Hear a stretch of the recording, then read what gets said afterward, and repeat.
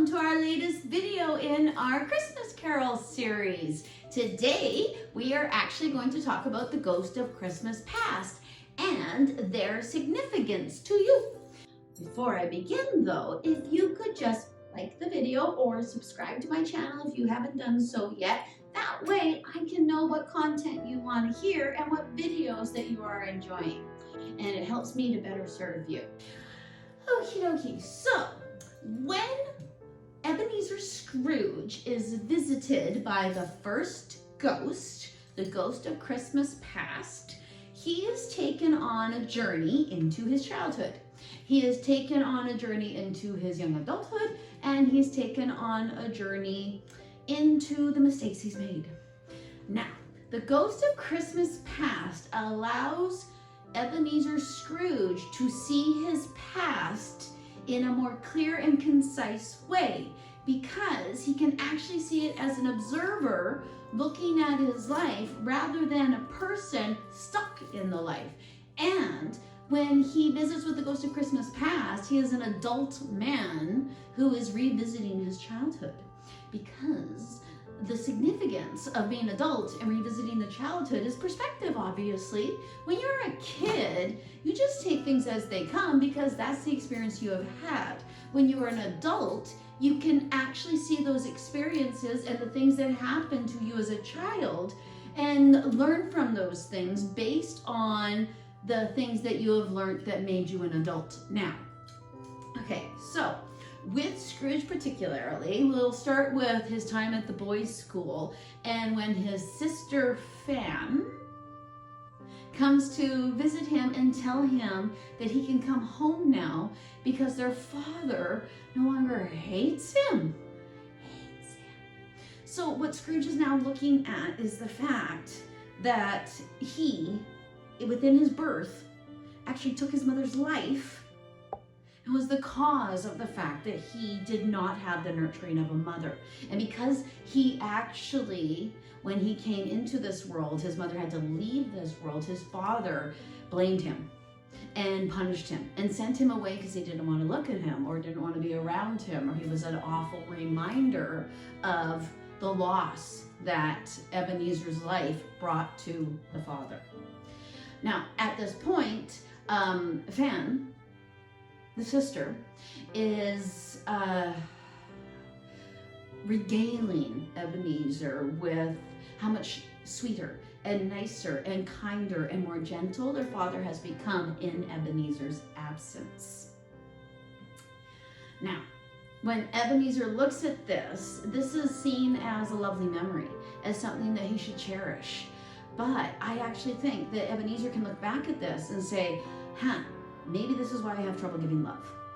Maybe I was blamed for the death of my own mother and then robbed of time with my family just for being alive, just for coming into this world, as though him coming into this world was a pox on his family or was a negative and bad thing. I actually believe that this sets the pattern for Ebenezer Scrooge. That because his father treated him this way, because he was the one who actually caused his mother's passing, Ebenezer has this void inside of him, this gut reaction within his psychic centers that tells him he is not worthy of love. And therefore, he does not seek it out in his life. And I believe that is what the ghost of Christmas past is giving to Ebenezer Scrooge.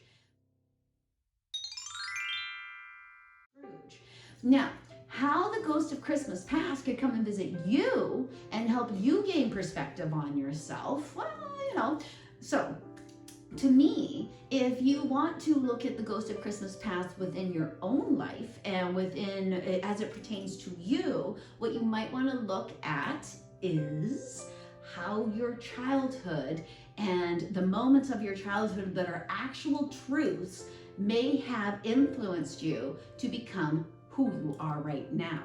Because when we're adults, we know better and we do things based on what we have seen, and we don't always mean to hurt people. How many adults do you know that have actually called themselves broken, and that's not their fault? If to go back, that breakage may have happened when they were little people, when they didn't know that what other people were doing was the incorrect thing and not that they were the incorrect thing. That when you're a child, you are actually at the mercy of every adult around you psychosis. That when you're a child, every adult you deal with, you do not realize that they are actually big, hairy, smelly, messed up children who haven't dealt with the stuff that happened to them. And what they're doing is revisiting that cycle upon you. So if you can look at the ghost of Christmas past and maybe trace it back into your life and start to look at your life with a different perspective. Start to look at the child that you once were as though she or he is a child that you are spending time around. Because we're way nicer to children because we know they're children. But we're not nicer to us even though we were once children. Am I making sense here? What I believe the ghost of Christmas past brings to our modern day sensibilities, and what I believe Charles Dickens was actually trying to teach us, was that our first step to enlightenment, our first step to becoming the best human being we possibly can, is inter-perspective. And first, looking at where you came from, what built you, what started this pattern within you. Because maybe actually when you go back, you might realize, hey, wait a minute, that's not my fault. That was not my fault. And of course, these choices were made based on what I as a child was exposed to, or I as a child was told, or I as a child experienced. Go back and look at that child that you once were. And some of us, the harder our lives are, the more we cannot remember. So you might want to give yourself a visual memory. If you still have photo albums in your life, and if you're my age, you might, go look through the photo albums or look on your computer and actually start to see the visual reminders of what used to be. And it might actually help to give you a perspective of how things actually were. Now, that is not to say that everybody has some sort of dark shadow in their childhood. No.